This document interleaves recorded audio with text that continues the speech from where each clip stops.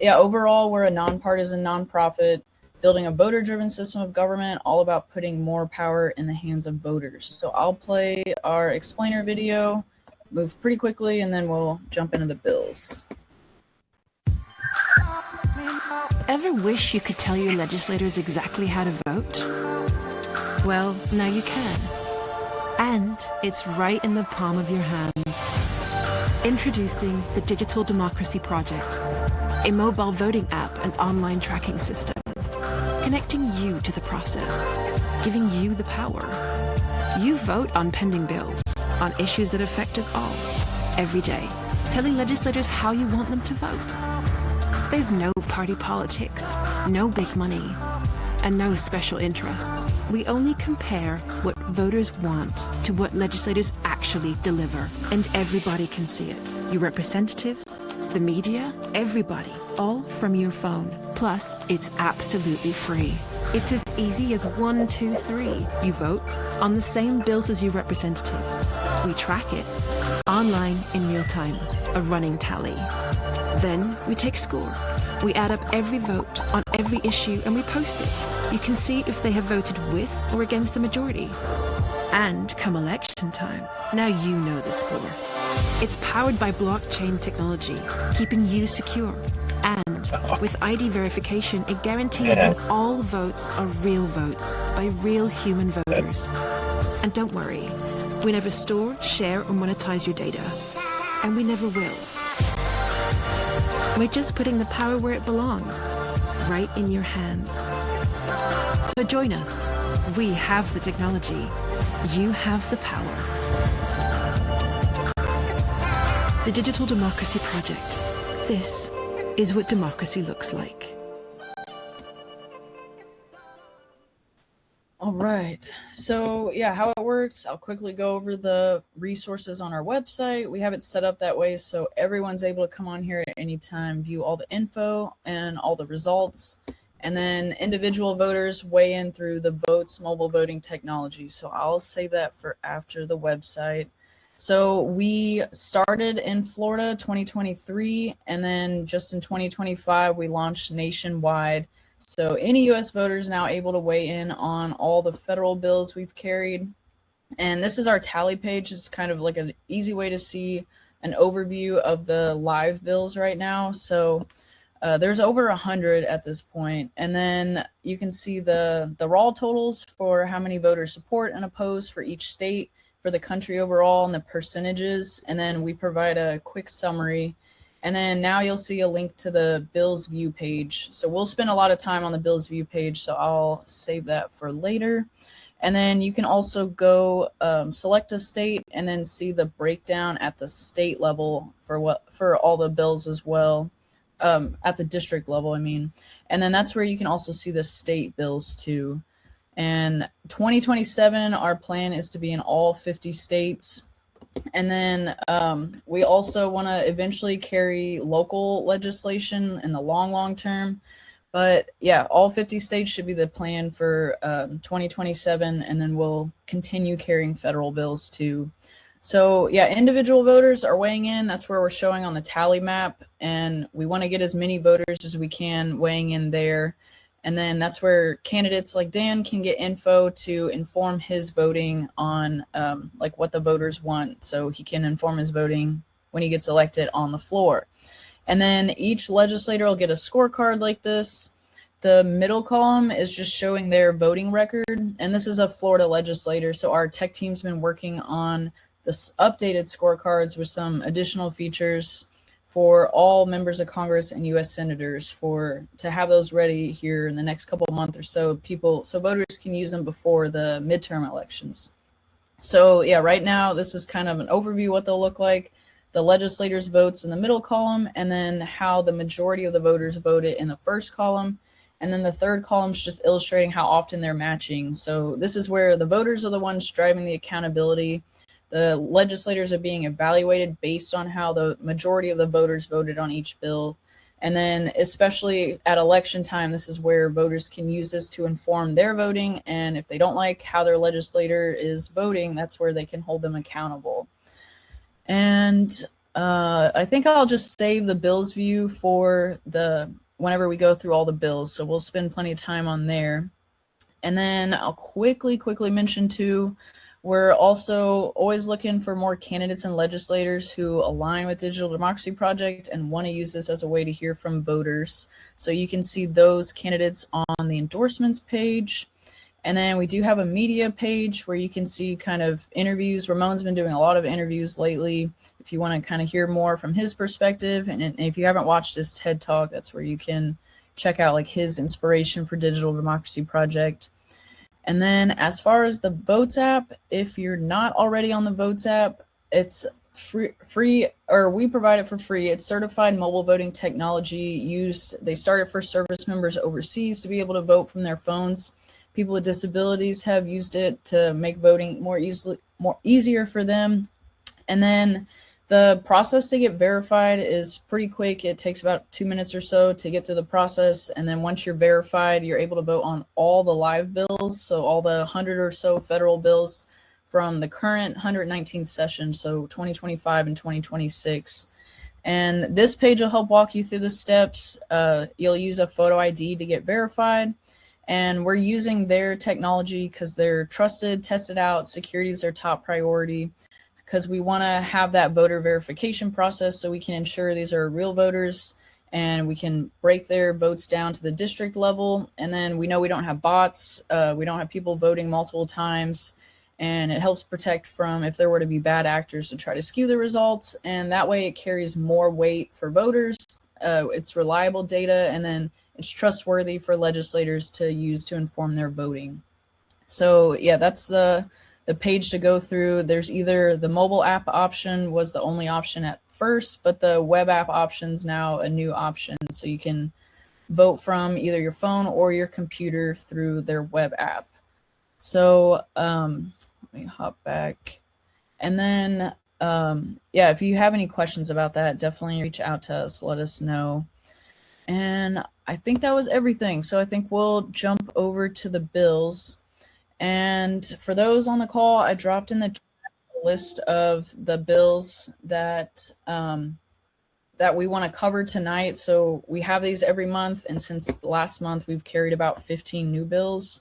So we're going to keep it moving pretty quick tonight, try to cover all those, at least do an overview.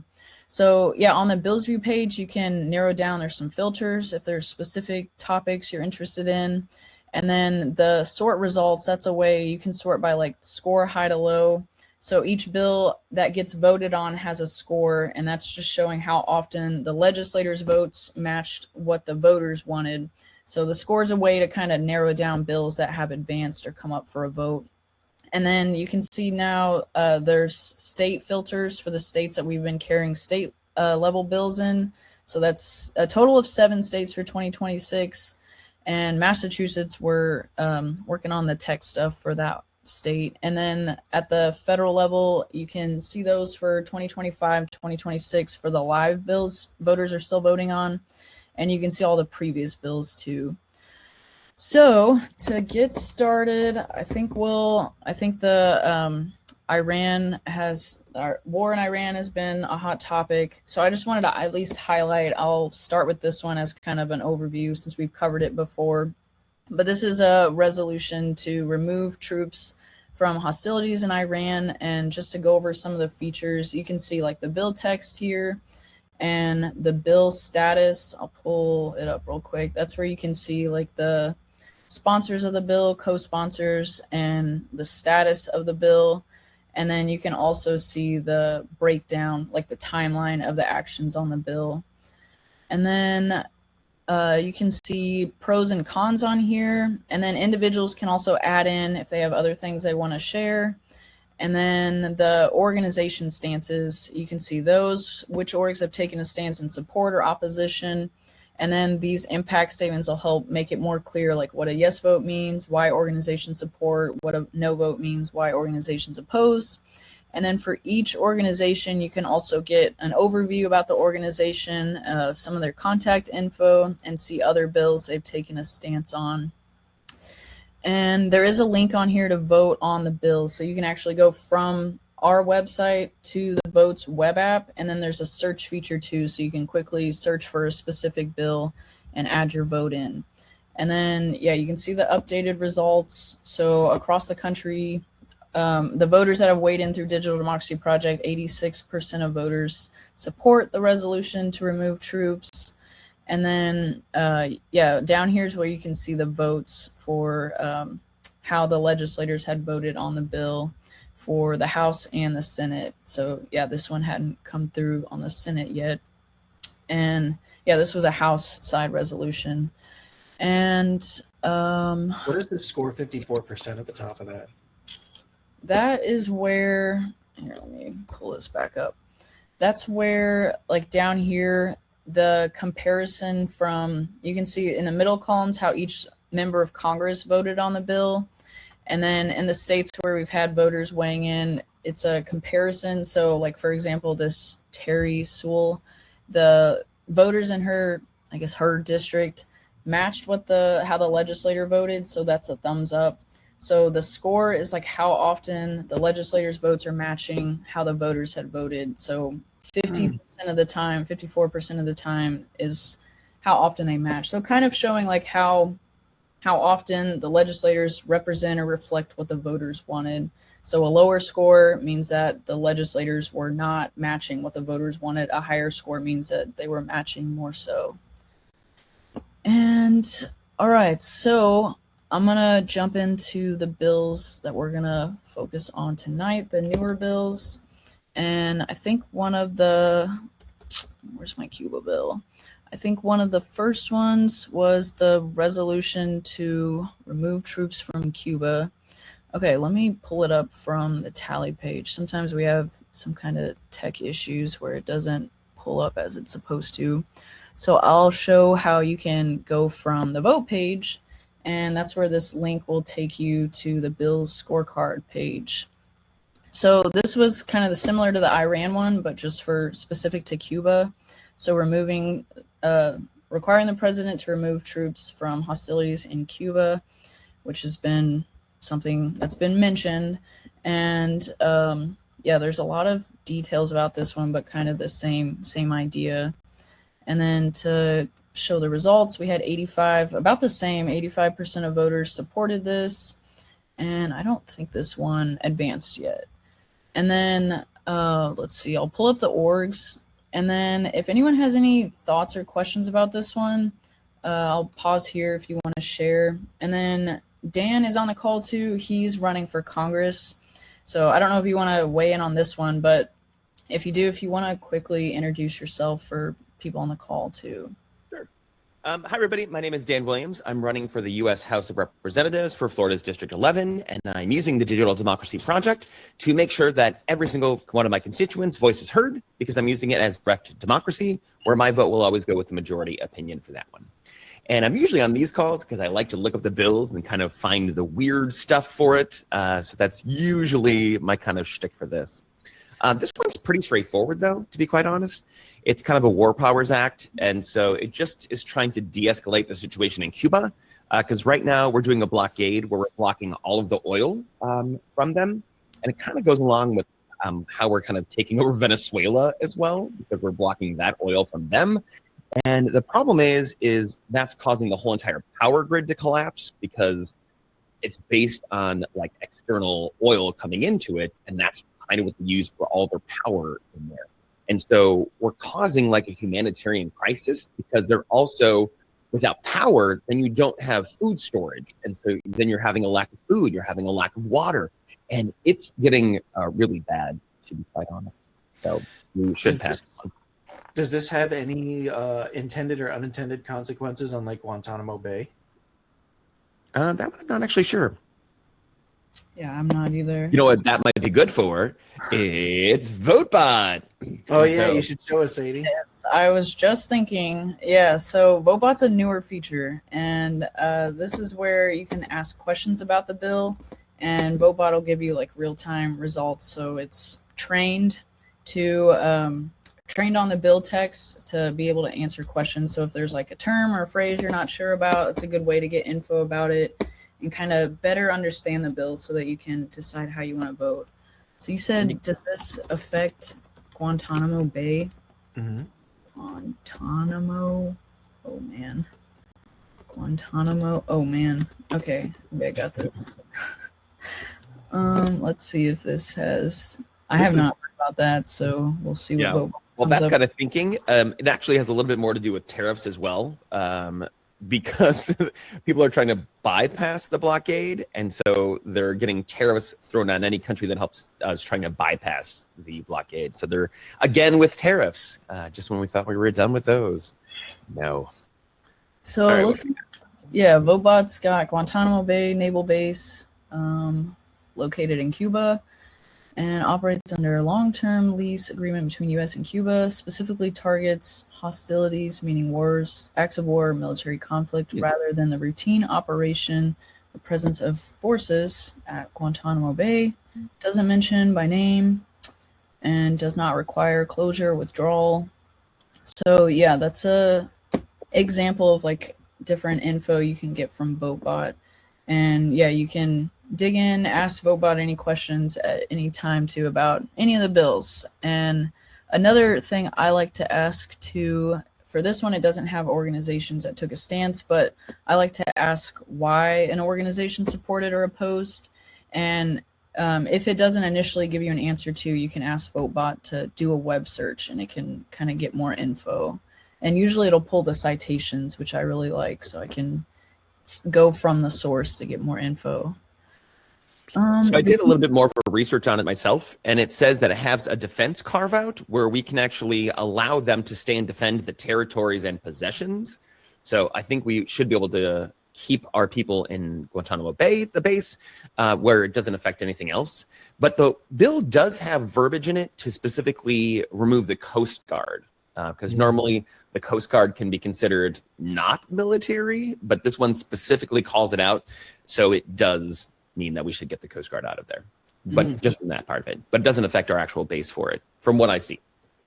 Okay, good to know. Yep. And then, yeah, for people that want to add their votes into, there is one specific to Venezuela we carried previously, and then there's kind of a generic one about just removing troops from hostilities that haven't been authorized by Congress. So those are examples of ones you can search for on the website or in the Votes web app. And let's get back to where we were. So I think next I was thinking we'd jump into the chaos on the DHS funding. So you probably heard a lot of back and forth about that. That's honestly been pretty hard to keep up with. So let me see where this first, oops. So I think I'm going to start with the one that we carried first. Let me see if I can search for it. I think it might have been back in February. Are you looking for a 7147? Yes. Yeah, so I figured we'd try to cover all these bills quickly about TSA, DHS, because we've carried 3 of them at least so far. So this was the first one that we had carried, and this one actually got amended. So this one, Department of Homeland Security would provide funding and covering prior gaps, ensuring continued pay and operations, maintains funding. So this addresses like ICE, CBP, Border Protection, and then also TSA and Secret Service, cybersecurity, infrastructures, CISA, and FEMA, and then rescinds some amount of money from DHS, non-recurring expenses, and then requires monthly DHS reports on anticipated Southwest border migrant arrivals, removes certain Senate notification rules. So I think this was the one that initially had reforms for ICE, and then that's why it hadn't advanced. And yeah. And had like body cams where they carved out like $20 million just for body cams in it. This one also had like the woke clause in it because it attacks NPS, and I forgot what the other one was, PBS, their funding, which makes no sense for this kind of bill. But like that's kind of the part, they're called riders for those people that haven't seen those before, where it's just random little pieces shoved in there. And also this was the one with Melania Trump's initiative for fostering independence initiative for youth. Oh, like what? How does this have to do with DHS? It just drives me nuts. But anyway. Yeah, so I know I feel like we don't have too many orgs taking stances on these because some support reforms to ICE, and then I've heard a lot about some that don't want to give any funding to ICE. So yeah, that's been a big debate. And then I know Cassie's on the call. If you want to add in anything, she's been helping us kind of research, keep up to date with kind of the timeline and all these changes. And I was gonna say you can add in, or we can jump to the next one, whichever. And if anyone else wants to add in, feel free to chime in. What I was looking at doing is putting something together to be able to walk through this for a short and for YouTube. So on the link I put in the chat, just kind of understanding where all of the bills are, because currently there have been two additional bills outside of this one passed by the House. They have not been passed in the Senate. So there's also 7744, which is a House resolution for DHS, which also has TSA funding in there. And then there's also a House resolution 8029, which has additional impacts, but it's not been passed by the Senate either. The Senate has been out on recess for a couple of weeks. They're back this week. The Senate has its own bill on TSA, which is Senate Bill 4127. And you can vote on those also in Digital Democracy Project. So these are all at least 4 separate bills about funding Department of Homeland Security and also TSA at the same time. Now, some other newsworthy things to note is, yes, the president signed an executive order, but it is only just a directive. That doesn't mean anything happens. There's no actions with that. Him signing and saying, I want to pay TSA. Okay, like he's just saying stuff, because we already had put into law in 2019 that TSA gets back pay. So that is a federal law that we can go look up. That doesn't mean they're getting paid at the moment while they're still working without pay, but they are guaranteed back pay when the funding comes through. And to address that gap between when the funding is officially decided and what's happening right now, because people still have bills to pay, that's the Senate bill, Senate Bill 4127. So this is a good test run for me on like figuring out where all of the pieces go to talk about them. But this link is just a Google Doc that's web published, so you can access it as well, get to these sources and check it out. Contact your congressperson, vote in Digital Democracy Project. Woo. I like how you laid it out. I think it's actually really good and really helpful. Yeah, I was like, there's all these pieces and like, what about this or what about that? And it's like, yes, it's so much information. Currently, no, they are not getting paid. They're still guaranteed back pay for TSA, and nothing's been decided yet as far as DHS. But I've heard through the rumor mills on the YouTubes that the House is looking at going in a budget direction that it doesn't require a bill in the Senate to get on board. So we'll see. Yeah. Like a PR, like a continuing resolution situation?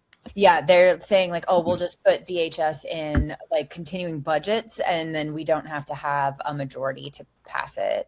So we'll find out. They need to move that over there anyway, because the problem is the TSA workers in general are always used as political pawns in this. And because they're such like a key component of the airports, and so it affects all people in the US. So people get mad at it, and then it forces them to put pressure on their Congress people in order to solve it. And both sides are actually guilty of this. So it's not a Democrat or Republican thing. It's an everybody thing up there.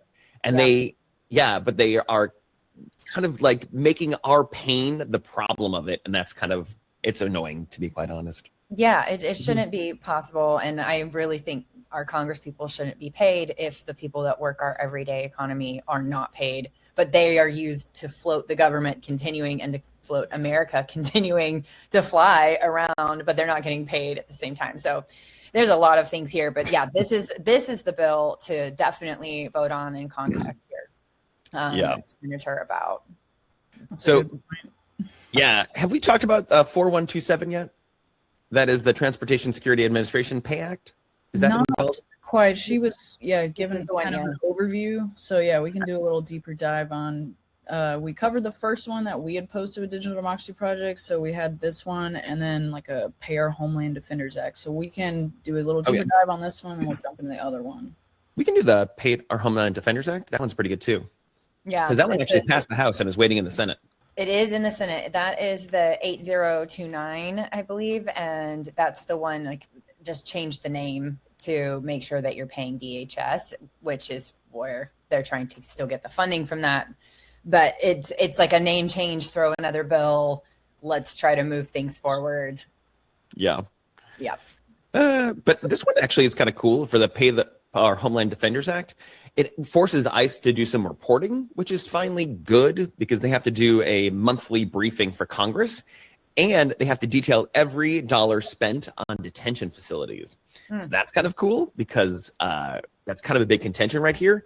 And plus, this bill actually prohibits them from using any kind of funds to take over warehouses and turn them into detention facilities, which was a big problem as well. So that's what this is trying to figure out for that kind of stuff. Okay. But the other good thing is it does bump the pay for our TSA agents by 10%. Yeah, and make sure that there's a minimum but not a maximum. So if people get paid over the amount, they can't have their pay reduced. They only get the higher price no matter what, which I think is good. Yeah, that's pretty good. And again, in the like using as a pawn, because if you don't want to vote for this, then you don't want to vote for increasing pay for TSA. So the layers of what's actually in a bill is why it's really great to have Digital Democracy Project to look through. Yeah. So the TSA pay is actually in the other bill, the Transportation Security Administration Bill S4127. That kind of talks more about their pay and kind of helps figure out what they're doing. Because what I was actually in a town hall way back in like October, I want to say, and I talked to somebody that worked in the Orlando airport, and she was like head of the union over there, and apparently they tried to disband their whole union, just like wipe it off the board. And that was by Christy Gnomes. Actually, she had like a whole entire thing where she unilaterally terminated all collective bargaining agreements. And was immediately sued. Let me get the dates for this. Give me 1 second. It was December that she did it because the person in October told me was coming. Then Christy Gnomes did it in December. It was immediately fought in the courts in January, and then they blocked it. So, yeah, because they were just trying to destroy their unions, which is never good. Wow. I was going to add in too on something Cassie had said too. Yeah, sometimes bills, there's tons of layers and it can be really complicated. And I feel like if you have like thoughts about like maybe like in the app we're having people vote yes, no, abstain because it's reflecting exactly what the legislators are going to have to do. So ultimately they're voting yes, no, besides the amendments. So for the voters weighing in Digital Democracy Project, if you have more thoughts to share, I think you can kind of use the Kialo pros and cons to kind of expand more on like your yes or no vote. You can say like what you do support about it, what you don't. So yeah, I just wanted to highlight that again too. And anyone have any other thoughts on this whole DHS TSA stuff before we jump on to another one? All I right. have one more weird thing if nobody else Go does. Okay. So the other thing that it does is it protects the TSA agents from actually protesting and from striking. That's kind of written into the bill itself. So it is a win for the union itself because they still get to keep it and they get to keep the collective bargaining power, but they had to give up the right to strike because it would essentially close down airports. And so that's what they kind of signed away in order to get it, for lack of a better way of saying it. So it's kind of a give and a take kind of situation. That seems unconstitutional. It does. It does. I found the lawsuit. You found the lawsuit? Yeah, that Washington joined.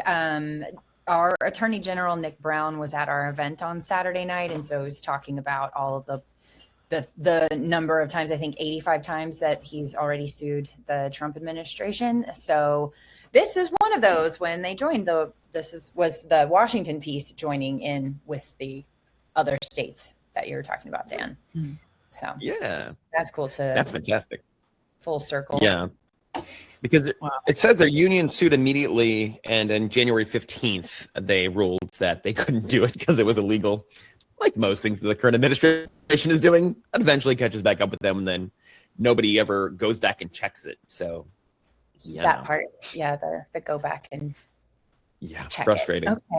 Okay. No, that's a really good tidbit. Glad you added that in, because it's really interesting. And I want to John's note, look up, are they allowed to say you can't strike? I think that will be a deep dive. I presume they're allowed to say it, but once I don't think you can really do much about it until they try and enforce it, right? And then it has to go to court and be a thing. But it almost seems, if you can't strike at work, it almost seems to start bumping up against slavery laws, right? Like, so that means you're forced to go and work at a place. Does that mean that like you can't not be there? What if everybody calls in sick on the same day? What happens then? Is that considered a strike? Do you get punished by the government for not showing up to work? Like, those are darn good questions. I know it's in section 4 of the bill if we want to scroll to that, but but I know the union is actually super involved in this one as well. So I think like we when I was looking up stuff for TSA, like now they are guaranteed back pay, which they weren't before 2019. So that's like terrifying. And then, but it is, because they're considered essential workers, it is technically illegal for them to not show up for work. So then there can be, so like that gets back to the same point, John, of like, it's illegal for you to not be at work if you are scheduled to be at work. Jeez. Yeah, that's a huge problem. Yes. That's pretty complicated. But actually, so that's, go ahead. No, fun things. Go for it, Dan. And so they have a super high turnover rate because of that kind of thing. And so it's like 20%. I was trying to check my notes back again, but it is crazy because no one wants to work there because they're forced to do it. They don't get back pay sometimes. They have to work so they can't call in. And so instead of calling in or striking, they just quit. And then we just lose all the time and energy we spent training them, and then we have to start over with new people. And so it costs us more to pay them less, if that's right. It's very, Anyway. And that doesn't even address the high intensity and the whole like actually working at an airport piece and what they're actually doing and the amount of like pushback that they get from just us normal citizens when you go through the airport and the stress level. So why do I have to take my shoes off? Right. So feel free to dig more into those. It's definitely a hot topic. Take us on to the next one, Sadie. What do you got? So I think we have about like 10 or so bills left, but these kind of seem like not such major topics. So we'll kind of jump through these pretty quickly. Go through them? So we'll try to at least touch on each of them, and then people are able to jump in more into depth. So this one, enhancing administrative reviews for Broadband Deployment Act, requires the Department of Interior and Department of Agriculture to identify and address delays in permitting broadband and wireless projects on public lands and national forests, must pinpoint barriers, suggest rule changes to streamline reviews, and develop strategies to prioritize and expedite applications. Must report their findings and goal of speeding up broadband and coverage in rural underserved areas. So, any thoughts on this? This one feels okay. So you pass a law that says the Department of Interior must do this thing, right? And as I understand it, whenever they appoint this person, like they did with Kristi Noem, she just goes in and does something like cancels all the collective bargaining contracts and things like that. So if the person at the Department of Interior just decides, I'm not going to do that, there's no like penalty written into the bill, or there's no like accountability or repercussions that happen for them not following it. So it almost seems like a performance, a bill like this. Well, it lacks teeth, right? But this bill is actually really popular, and so it passed by a unanimous vote on the House floor, and it's already in the Senate. And honestly, everyone kind of likes the bill. So yeah, like, I'm the thing sure that I but did, that doesn't mean that the Department of Interior that Trump appointed is going to do it. well, I would agree with that. But really, it's just kind of getting people easier access to internet in Yeah. rural and tribal places. That's really Yeah, I think it's a great idea. the only thing it actually does. Yeah. Yeah. But like, so what if he says, "Oh, I did the study, and you know what? My suggestion to improve it is it can't be improved. This is all impossible. It's not a good idea. It's going to cost us too much money for no return, and so therefore, we're not going to do it." Yeah. It also doesn't have any kind of funding for the bill. But what it does do is it actually speeds up the whole entire process of it. So it does put timelines on it, which is a good thing. Let me just check on one quick.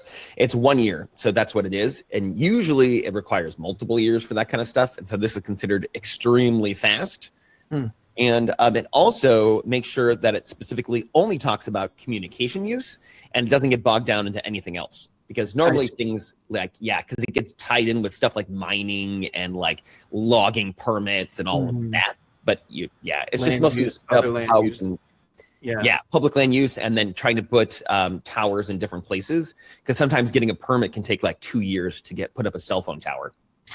I don't know. I feel like, they had passed that release the Epstein files thing, and Pam Bondi had argued in court. She was like, "Yeah, we didn't meet your deadline, but you didn't put any penalties in the bills, so whatever." And like the court was just like, so I feel like we're like everything in this bill sounds great. I don't know that it's going to compel this administration to actually follow through with the law. Well, the good news is it has bipartisan support, so they might, right? And the other big thing is, in normal times, let me just put that in quotes, right? The agencies always act in the good faith, right? But right now, that's why a lot of these bills don't have teeth, is because the good faith agreement means that they will try their best to do it. But now it also, if they don't want to do it, there is nothing to stop them from not doing it. So kind of like what John said is correct. But up until this point, we have leaned upon good faith. And unfortunately, now we're testing all of those and all the loopholes and stuff like that. So that's what's causing all the issues. Okay. And this one kind of reminded me of this one. And I thought this one was interesting too.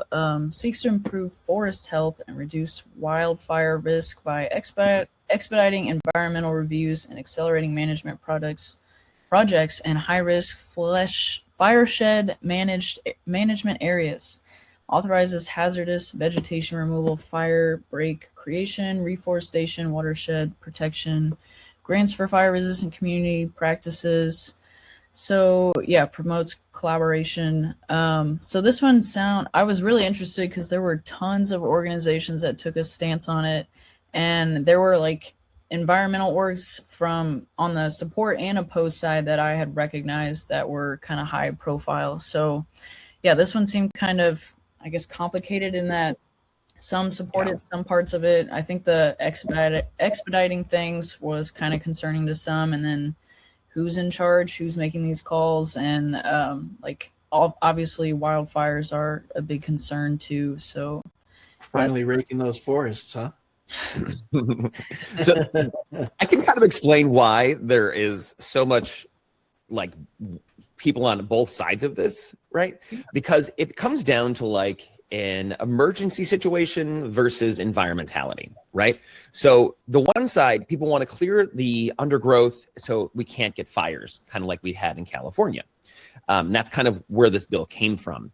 But the environmentality side is the main thing that stops them from doing that is to do all the research to make sure it won't hurt environmentality and make sure you're not taking down trees that are actually needed. And so some environmentality people are calling it like a logging bill in disguise. And so that's kind of the main concern, that they're going to take down like the bigger, older trees that can actually fight against forest fires. And so the quickness and the lack of diving more into the effects of it is the problem with the bill. But that's also the positive for most people, because we need to get the underbrush taken care of so it doesn't burn. So it is a very like flip a coin, and that's kind of it. And it did actually pass the House 279 to 141, but it's still sitting in the Senate. I'm sure there's a lot of concern about, like, I mean, if you just start tearing up bushes across acres and acres of forest, I mean, that's a lot of habitat for a lot of little critters. You're going to be disrupting huge ecosystems, right? You could have, keystone species being affected, like, you lose all your otters in an area or something. And yeah, I think there's some long-term impacts that just don't seem obvious on its face, but we could do a lot of damage with this. Yep, absolutely. And it limits the bill time for 120 days of a public notice. And so the problem with that is if people, okay, so if a group actually wants to stop them from doing this, they only have 120 days in order to stop it in court. And if they don't do it, then they lose all rights to kind of sue them later. And so they can't go back after the 120 days. So that's one of the issues. And the good thing it does is it creates a new interagency called a Fireshed Agency. That specifically will work with this kind of organization. I think the solution here is just to deal more with the environmentality people directly and to make sure that we balance the safety versus environmentality aspect. And I think we need more people on both sides of it in that agency so we can have both perspectives. And I think as long as both are heard, then I think that's going to be the win, like the way to win that one. Okay, interesting. And yeah, so we got quite a few bills left. I want to at least touch on. What was the one Kathy wanted to talk about? Yeah, maybe we'll jump around. Let's jump it. Yeah, I didn't mean to throw us off, but No. surveillance reform, I was like, we should talk about it. Yeah, It's this interesting. one I've heard a lot more about. Oh yeah. Oh, yeah. Okay. We're all I was like, we'll talk about it later. But I I was gonna say before we jump into it, I think I'm going to, if you guys are cool with it, I think most of you on the call are. I think like at the 8 o'clock hour, I'll probably mention for people jumping off the call. But if you guys want to continue the conversation covering the bills, since people may watch the recording, I think we can kind of try to cover them more, even if it gets after the hour, if that's cool with you guys. Sounds good to me. I'm free. Right. So yeah, I'll go ahead, since you guys are interested in this one, I'll let you guys cover it, and yeah, we can go from there. I'm gonna let Cassie do it because she asked. I'll just chime in later. No, mine was like, I haven't reviewed this yet. What do you guys know? What do you know? Oh, okay. Yeah, I haven't voted on it yet, and I haven't done a deep dive. I haven't even asked VoteBot. So like, this is one of those that I'm like, wait a minute, I need to do some research. So let me start with crowdsourcing. What do you all know? What do you guys know? So this mainly acts as a privacy shield bill. So we're trying to protect American rights from AI and AI chatbots and stuff like that. This is also the very first bill that is talking about chatbot records. So a lot of like people talk with chatbots and tell them very personal things. And this is the first one to kind of make sure that that chat can't be used against them and is called a protected category. But it is the first bill to ever mention AI chatbots at all. So this is kind of the interesting thing about it. Okay, interesting. That is a very Yeah. neat feature. Yep. Other than that, it's just trying to be, it's bipartisan as well, because people are very much for this. And it basically uses privacy handcuffs on the intelligence community. And it's mainly trying to figure out and how to stop the warrantless searches by using American data. So right now, if the American government wants to figure out more information about any person, they can just go on the internet, and any one of the data brokers, they can just buy your information just straight out. And it is online and public for anyone to see. And there's nothing you can really do to stop it. But what this bill is trying to do is to not allow the government to utilize those kind of sites in order to dive into your actual privacy. And then the only way to round it is actually to get a physical warrant that will allow people to actually get that information for it. Interesting. Okay. So I've always had a little bit of an issue with the FISA courts. They seemed like a rubber stamp. They had very, very, very few requests over the last, 20 years that like they would ever say no to the government collecting whatever information they wanted. But it did set down a set of rules. And as if I understand this bill correctly, the default state or the null state, if this doesn't get reauthorized, is that the government can just do whatever it wants at that point. And so this is the only option for any sort of like regulatory safeguards to be put around data collection. And so it's kind of a must pass in some sense in my mind, even though it's not enough. And even though it doesn't do enough, it's still better than nothing at all, because the null state is the government just gets everything it wants and hands it over to Palantir. Yeah. Which But I was going to say, which we should talk about because that's in addition to the bill Sadie and I were talking about earlier for the national defense budget, which added the automatic draft to the United States for the first time ever. That's supposed to start December 18th, 2026. They would have to have records. So to be automatically registered, they have to have your gender, your date of birth, any other identifying information like Social Security. So where data is housed and how it's used for somewhere else and having a federal database around that, something like this would be another like location where it could come from. But would this type of bill prevent that from happening? No, because the automatic draft is actually kind of a whole different thing. We've actually always had a draft here, but people were required to fill out the paperwork. But the automatic draft, just makes it so the government has to do the paperwork instead of the individual. That's really the only thing that changes. Everybody's like, an automatic draft? No, but it's already been in effect. It has been. I did a big video on this one because, yes, it has been always here, but you don't unless they find out. A lot of people don't register because maybe they're conscientious objectors. They don't want that information. We require undocumented immigrants. We require green card holders, asylum seekers, refugees.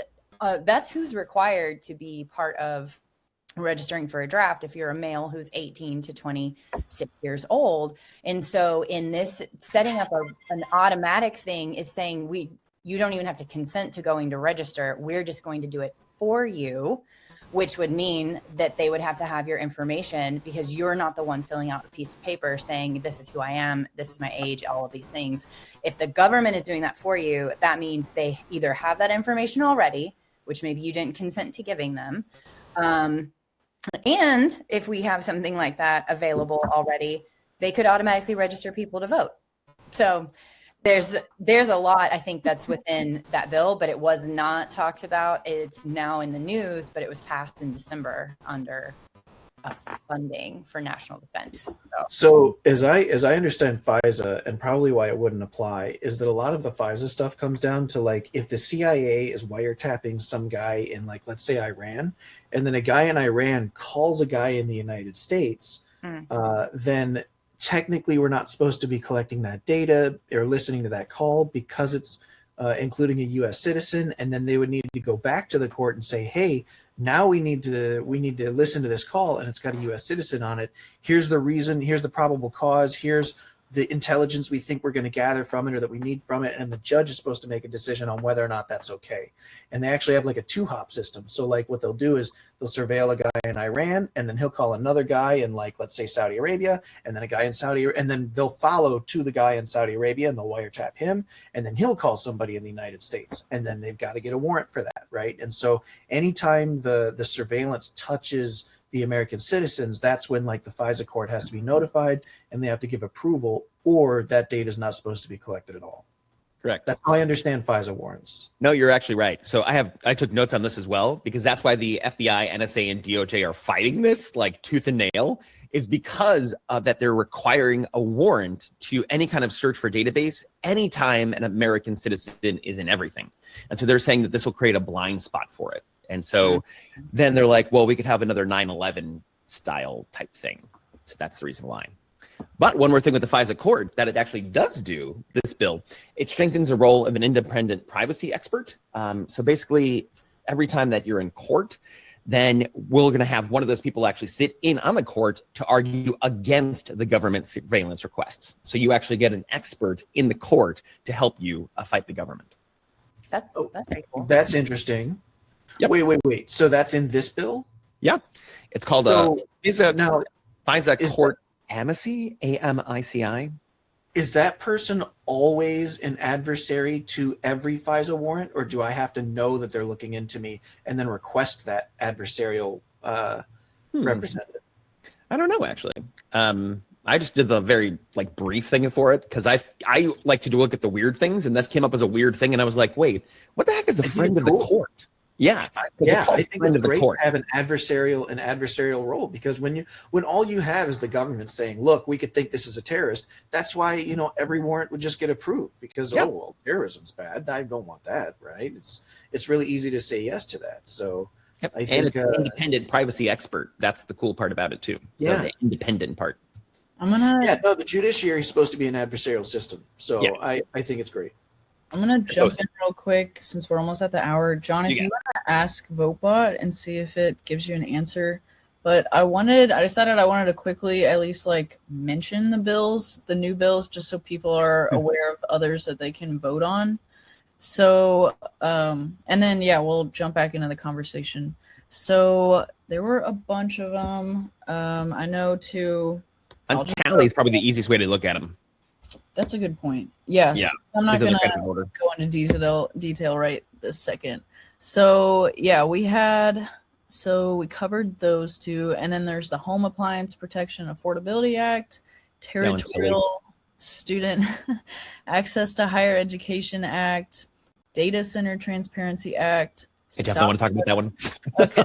Stop the Sexualization of Children Act, Make DC Safe and Beautiful Act, Home Team Act, and then for April, the recent set, we also have Prohibiting Political Prosecutions Act, and we covered the government one, and then Impeaching Donald Trump. There's lots of different ones, but we posted the first one this past weekend, and then Defending American Property Abroad Act. So I think we'll continue kind of digging through these, and then if people have to hop off, it's 8:00 now. If they have to hop off, then they can check out the recording. But for those that are on, if you do have to jump, thank you so much for attending, and we'll have another one. We'll have these every month. So if you're not already signed up, then definitely we'd like for you to come back next month. And it's always the third Wednesday right now, correct? Yeah. So next May, I didn't look at the date. I think it was the 20th. But the third Wednesday we'll have it at 7. And then that's the plan right now. So and if you guys have any questions, definitely reach out to us. And I'll send a follow-up email too, so you have my contact info. You can watch the recording.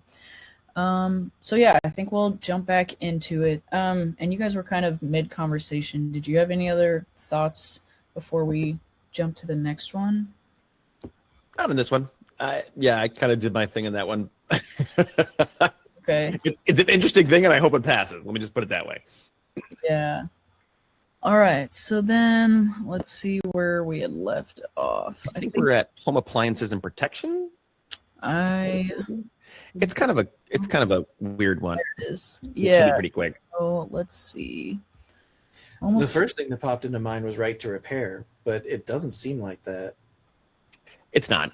I like right to repair. I actually really want that to get pushed right to through. repair. That's one of my main things for my platform, because being an engineer, it drives me insane that when I take apart things, like it's just coated in crap and I just can't see anything underneath it. When you try to scrape it off, the components just fly off of it. It drives me nuts. I want to jot that down because I don't think we've carried a right to repair bill yet. That's a good one. We passed a right to repair in Washington State last year. Really? Yeah, I'll find it. But it's years of working on it. But Makes sense. the governor signed it last year, end of session. So That's awesome. Yeah, that's neat. You guys have a lot of like makers up there in Seattle, though, so that's good. That's true because that was a big deal of like who's here, but also like no, we should be able to also take it kind of wherever. I'm gonna go. I'll have to find it. Drives me nuts. Drives you nuts. It does. This one is actually setting efficiency standards, so it's actually not really interesting. It's like Energy Star ratings. Yeah, absolutely. Okay. Yep. And so what they're doing is they're trying to make it harder for that to happen. It just is wacky. And so you can't make appliances more efficient than they already are. Like they're trying Correct. to lock it. Yeah, they're trying to lock them in that way. And what they're doing is they're making minimum leaps in efficiency. So you can't produce something new unless it has 10% better efficiency than the previous version, which as an engineer, that's not how it happens. That's just simply, it's ridiculous. It's incremental. Like even a 1% or like 2% in efficiency can give you tens, if not hundreds, if not thousands of dollars of savings for it. And then they're just like, no, if it's not 10% efficiency, we don't want it anymore. And you're like, what? And it can actually roll back some of the other things that it's already been doing it. And it doesn't make sense because they did a poll and like 87% of customers want appliances to have some sort of minimum efficiency level. And they just don't care about it because, want to know why? It's companies, it's corporations, because they want to make it cheaper and faster. I thought that was Interesting. They tied it in with affordability, though. That was something I hadn't thought about yet. Okay, they did try to do it for affordability because they're like, oh, we have to jump through all these hoops and that's what makes it expensive. But the problem is if it's not efficient, then it makes it more expensive for the end consumer. So you're either paying for it up front with the efficiency or not.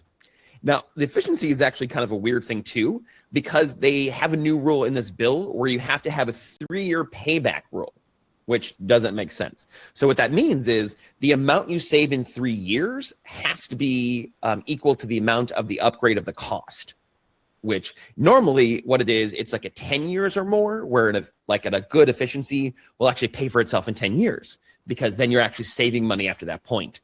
3 years is, again, it just doesn't make sense. It's like taking non-techie people and they just throw a dart at the wall and they're like, 10% in 3 years. And you're like, what? Like, anyone that has any technical skill.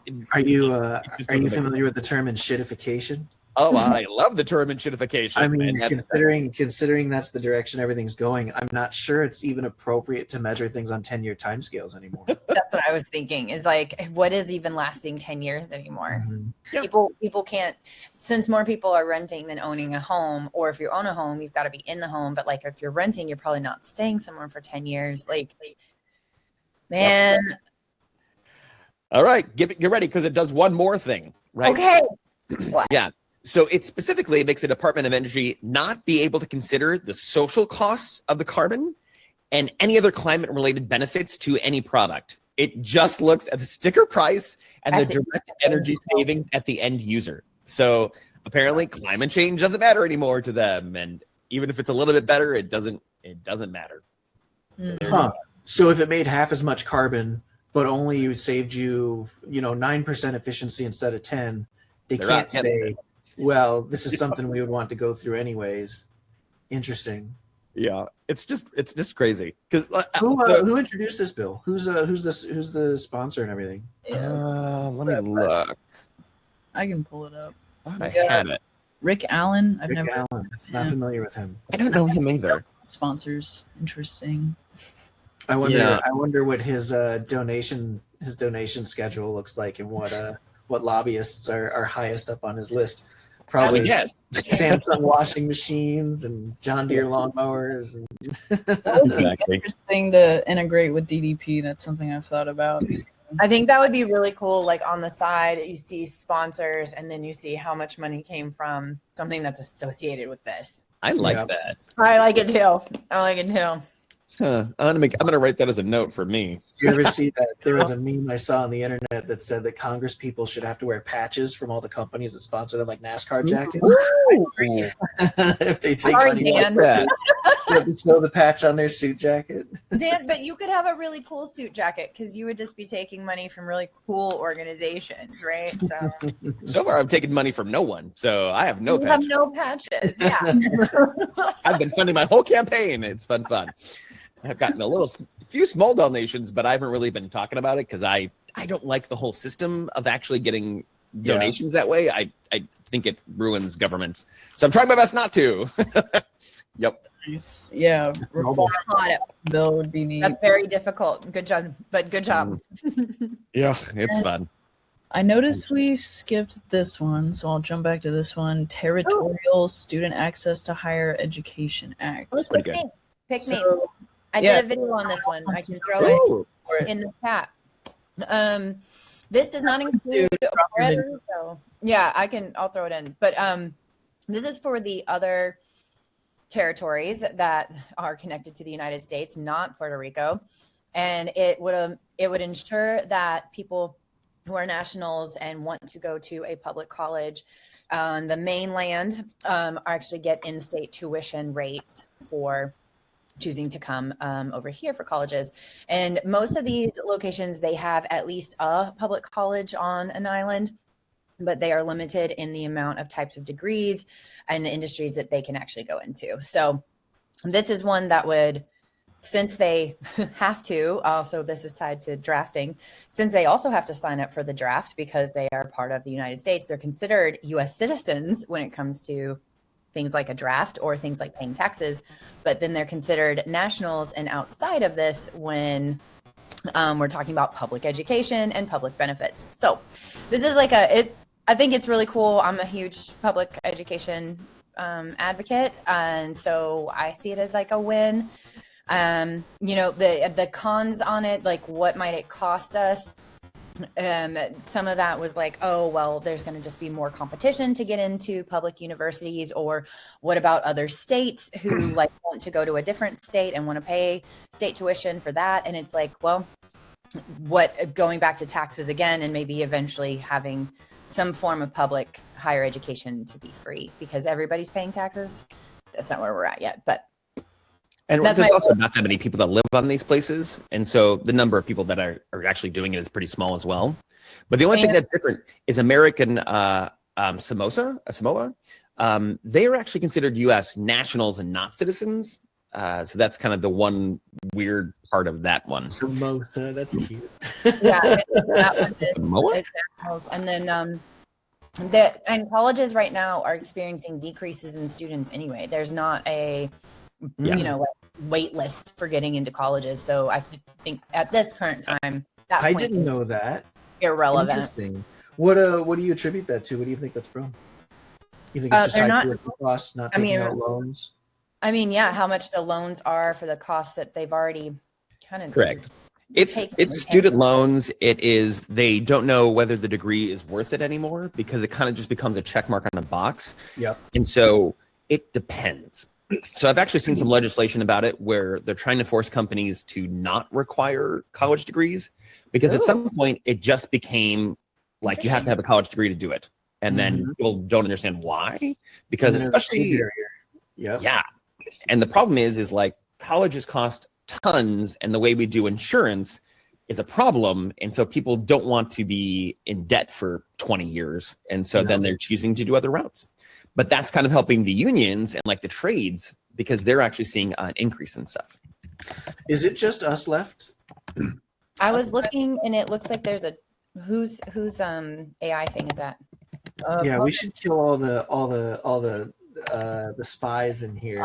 I want to leave it on because I'm we're still doing planning on keeping this as a recording. Yeah, we're still talking about bills. Yeah, I want to do all the bills, and then we can pick the bots whenever we get through them all. So yeah.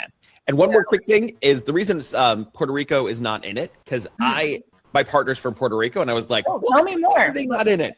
Right. And so they actually turns out that they have a whole bunch of colleges with mostly things, and so they're fine. I thought it was going to be because they're a bigger island, but I didn't put that confidently in the video because I was like, I don't know that for sure, but that would be my. That doesn't seem like a good reason to exclude them. Yeah, but the thing is, the main reason for the bill is that the other smaller islands like Guam, they don't have colleges for different degrees. Where like University of Puerto Rico actually has those degrees that are offered, so they have an option to go local. Where the other ones don't have an option to go local, and they're forced to come over to the mainland, and so that's the thinking behind it. I thought the same thing. People from Puerto Rico have the opportunity to come to the mainland if they want to. I think they should be fully included. They are just as much citizens as anybody in Guam or American Samoa or any of these other places. Right. But it's like even if you live in Florida and you go to Georgia, you're still out of state. Yeah, that's a good point. Yeah, it would be that. I think it would get to that of like, well, it is that. That's exactly it. Why can't all states just have in-state tuition then? Because we don't share our money that way. But that's the current reason. Although we do, but that's a different. I have a lot of concerns with how we do education. Like, it's going to be a much bigger topic that we don't have time for right now, but I have a lot of concerns. We can keep going through the bills, but that was one I was like, oh, this is very interesting. I know. Sadie, you're supposed to keep us on track. Yeah, I'm working on the cat. Oh my gosh. She's the worst cat herder, I swear. I'm gonna cut off or set a goal to cut off the recording by 9 o'clock. So we need to at least get through the bills by then, because I know for you guys that might actually happen. Sorry. So yeah, I'm not into this one. We skipped data. We skipped the Data Center Transparency Act, but I'll talk about this one. yeah. I mean, this one was. I have that on my list next. So this one was kind of related to education, even though you may not expect that from the title. It drives me nuts. I don't know if you want to go ahead and jump in. I'll let you explain. Yes, I'll jump into it. The title is so misleading that it is ridiculous, right? Because you think it's like a Jeffrey Epstein thing or a child trafficking thing or like stop sexualizing those children. That's not what this even is, like at all. It's just trying to ban books from libraries that have anything to do with sexuality in general. And so really what it is a book ban. That is what it is. And it is specifically targeting things like LGBTQ plus and transgender. Anything that mentions anything like that is considered now a sexual thing. And so then they're going to get thrown out of all the libraries. That is literally it.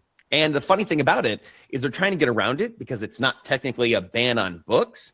But if the schools want to keep those kind of books, then they lose all federal funding. So it's effectively, it is a book ban, but it's not qualified as a book ban.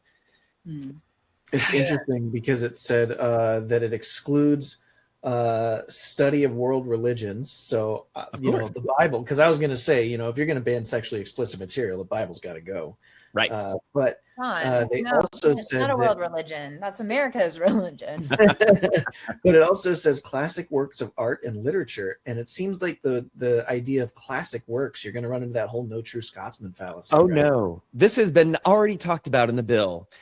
So the classic loophole is actually they're using a list from the Compass Classrooms. All right. Now, that is a private Christian homeschooling company that has a list of classic books. And so they're outsourcing it to literally Christian schools. And that's what's considered classical works. So That's got to be unconstitutional. Do they have a definition for lewd? Lewd dancing is they definitely. probably do. But literally in my notes, it actually says it probably is likely unconstitutional. So God is correct. Yep. It's ridiculous. That's what I heard. I read the book and I was like, oh my gosh, this must be something Epstein-y. And then I was like, what are we doing with these names? And like, there's so misleading, and so stupid. Yeah, I heard this one deemed as like the national book banning bill. Yep. Even though it's not effectively a book ban, you got to keep that in mind. You just lose all of your funding, which will shut down your whole school. Other than that. And then no one gets books. It's the school ban bill. All right, so it sounds like there's interest in this one. So Data Center Transparency Act, that's definitely a hot topic, especially state to state. So yeah, whoever's interested, feel free to go ahead, jump in it. I'm interested, but I don't have to start it, so I can let somebody else start if they want. I felt like this is a little light, and the only thing that's in here is reporting. But since we don't even have that, then it's like why not start somewhere? But does that limit us later? That's my synopsis. Yeah. So basically what the bill kind of does is it forces companies to tell us how much water and how much power that the actual data centers are using, because right now it's kind of this black box where we just don't know. And so people are fighting against the data centers, but the data that they would need is already behind the protected walls. So you don't even know how much it is. And that's kind of the main big problem with this is the black box aspect of it. So it's sort of a sunshine law in some sense, where like what you're doing is you're saying here's the data, and once people can compile long-term data, then they can start saying, look, these data centers are inefficient, these data centers are fine, or whatever, or these data centers are built in a place where it's going to harm the local community. These data centers, they're fine, whatever kind of a thing.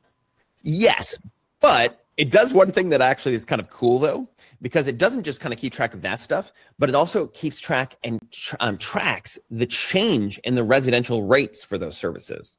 So the main kind of concern for it is that people's water bills are spiking or people's power bills are spiking from other data centers. And so what this is doing is it's forcing them to track individual people's bills and then the impact of the data center on their bills, which actually I think is really good. And I think it's a really good step in the right direction. I like that. Yeah. And it's supposed to be like partnered up with a different bill because it has a twin bill called the Price Act, I would like to say, where they're being forced to make their own clean energy to actually provide for them instead of being on the power grids. Yeah, I think Charles had mentioned that one and I read it and I was like, I don't think that one's going to advance. So I think we'll wait on that one. I mean, that would be a massive burden. Can you imagine the solar farm you would have to build for the megawatts that the whole data center needs? There's a really great channel for this kind of stuff. If you've never seen it, it's called Undecided on YouTube. Yeah, with Matt Farrell. Yeah. Oh, he is so good. I love watching. Oh, he's so good. I'll have to go see it because so there's the Virginia bill that we are carrying in here. It's Virginia House Bill 1515. And when I looked in that one, because I did a deeper dive on that bill, Virginia is now they're wanting to pause data centers. They are the biggest region in the globe for data centers. And so now they're saying we need to pause it until current data centers that have already been built have the electricity structure to actually run. And the interesting thing that's inside here is one, Virginia did a analysis of stuff with data centers back in 2023, where they were already finding the sustainability for the data centers was not there. They already made suggestions to the Virginia legislation on what they should do differently. And that included things about water and about electricity. But the other part that's interesting in the findings is over 10 years ago, Virginia had made some tax exemptions for people coming in to build data centers. So that was already there. And Virginia mostly gets its money when data centers are built, not later when they're run. So it's only in the building process of building these data centers. So now they're wanting to pause that, which would be any sort of income coming in. And then it's looking like they can't actually get the electrical grid, power grid going for the ones that are already there. And when they use backup generators, then they're using the diesel generators. So that's a whole methane generators. Yeah, I think Elon Tesla's in trouble for that as well. He got caught, having a bunch of methane generators on his roof that he's not supposed to be running. He's not permitted for. These all together, it's very interesting. It's very interesting. And I mean, obviously, consumerism. So in a capitalistic society, people will just not go and build data centers in Virginia. They'll use Texas or Arizona or wherever until you find out the grid in Texas is not going to support you in the same way. And so the grid in Texas doesn't support Texas. I know. This is going to be disappointing, but then it's just maybe more diesel generators that people aren't finding out about. So any sort of back to reporting, this federal reporting on data centers, it would be federal, right? So it doesn't matter where they built them. This would be required. Correct. It's important. It's important, especially since they could run it for the first year or two on diesel generators. Look at it as a front side cost, and then switch over to the grid whenever nobody's looking or whatever. Didn't even think about that. And then tax the infrastructure. So, there's a lot of ways they can play around with numbers. So I think it is important to have this tracking data. Yeah, there is one thing that I would like to see tracked here as well. Do you guys ever follow, I'm going to screw it up again. It's a YouTube person named Ben, and I want to say it's Jordan or Johnson. He's really known for flock cameras. Yes. Yeah. Can you throw these in the chat? I want these last two that you've talked about. Yes, I will inundate you with links. So good. But Okay, is thank it you. Jordan Carry or is it on. Johnson? What's his last name? Ben Jordan. Jordan. Okay. So he does a lot of fun stuff because he's a super technical person, but he also has a degree in audio. So what he did is go study the sub frequencies around these data centers, where he went and measured them, because the lower waves of audio actually affect humans differently. And so he was studying how these waves and audio frequencies affected the locals. And you can hear these the diesel or methane generators and stuff like that from 10 miles away. And it affects people for it. Ultra low frequencies. Yeah. And like you can't audibly hear them, but it does have an effect on your body. Yep. Absolutely. And I think that needs to be part of this study, or it needs to be a separate study, because even his brief thing, and it was just one guy, like it showed some pretty conclusive stuff.